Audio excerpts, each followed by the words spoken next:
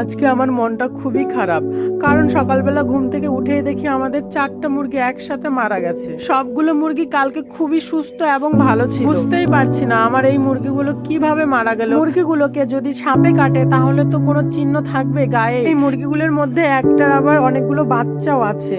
এখন সেই বাচ্চাগুলো কিভাবে কি করবে তাই বুঝতে পারছি না। এখানে যেই মুরগিটার বাচ্চা হয়েছে সেই মুরগিটা আমাদের ঘরেই রাখা হয়, আর বাকি 3টা খাঁচাতে থাকে। সাপে বুদ্ধি করে একটাকে আমাদের ঘরে এসে কামড়ে দিয়ে গেল, আর 3টাকে খাঁচা থেকে কামড়ে দিয়ে গেল। তাই না? কে করলো আমাদের এই সর্বনাশটা? কার এত জ্বালা? আমাদের এই ছোট ছোট বাচ্চা মুরগি দেখে কার এত জ্বালা উঠলো? হে প্রভু, তুমি সেই লোকটার জ্বালা কোনোদিনও মিটিও না। তার শরীরে এতই জ্বালা উঠেছে যে সে বুবা প্রাণীদেরকেও ছাড়লো না। তোমরা সকলেই বলো আমরা কোন সমাজে বেঁচে আছি, যেখানে আমাদের পোষা প্রাণীগুলোই বাঁচতে পারে না সুস্থভাবে? সেখানে আমরা কিভাবে বাঁচবো? এই অন্যায়ের বিচার ভগবান একদিন ঠিকই করবে।